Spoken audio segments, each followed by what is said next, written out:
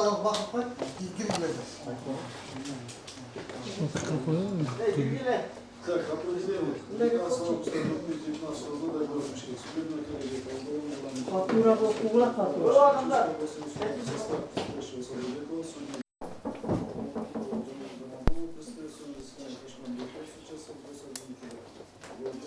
Адвокатов Асамудинова, Базарбекова, Токтосунова, Токталиева.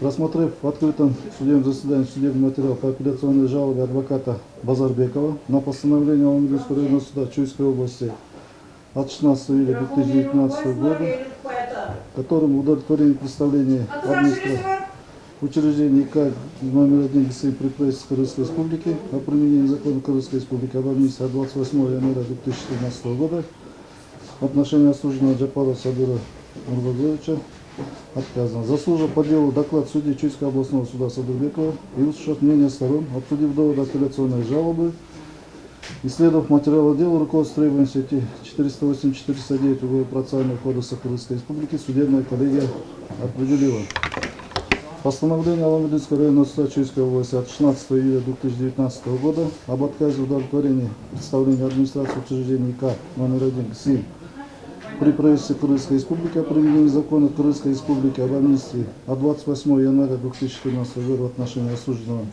Джапарова Садыра Нурбагоевича оставить без изменений. Апелляционную жалобу адвоката Базарбекова оставить без удовлетворения. Определение вступает в закон в силу с моих поручений.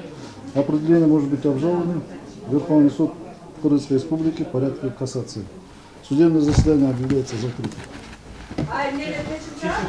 Основание суд. Место основания, это плачет. Основание статья 13 закон об амнистии. Он очень статья Конституция менен эме турат, конституцияда жазылып атпайбы? Мына калгандардан эмне үчүн колдоносуңар болсо? Кайдар дүйнөнү унутпагыла. Доктор, прокурор деген нерсени актап иштеңдер.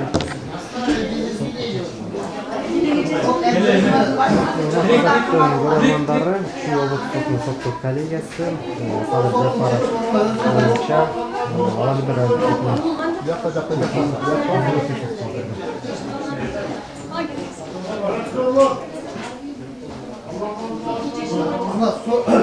соттун чечимин туруңуздар, даже укпай эле калдыңыздар, ал өзүнө-өзү сүйлөгөндөй эле болду, эч кимге угузбай, бирок ошо Аламиздин райондук соттун чечими күчүндө калтырды. Биздин баттануубузду канааттандыруушу калтырды. Демек, булардын чыгарган чечими мыйзамга туура келбейт. Эмне үчүн анда мына биз бүгүн берген бир нече адамдарга колдонулат дагы, эмне үчүн Садыр Жапаровго колдонулбайт? Демек, бул саясий түрдө гана чечилген чечим десек болот. Анткени бөлөк адамдардын баардыгына колдонулуп атпайбы мыйзамдар? Мына биз келип көрсөтүп бердик. Конституцияда жазылып атат. Конституциянын 20-статьясынын 5-пунктун каалаган адам ачып көрүп окуса болот. Ал жерде жазылып атат. Амнистия менен жеңилдете турган жактар айыпталуучуга чектөө коюлбайт. Ал качан болсо да колдонулат деп.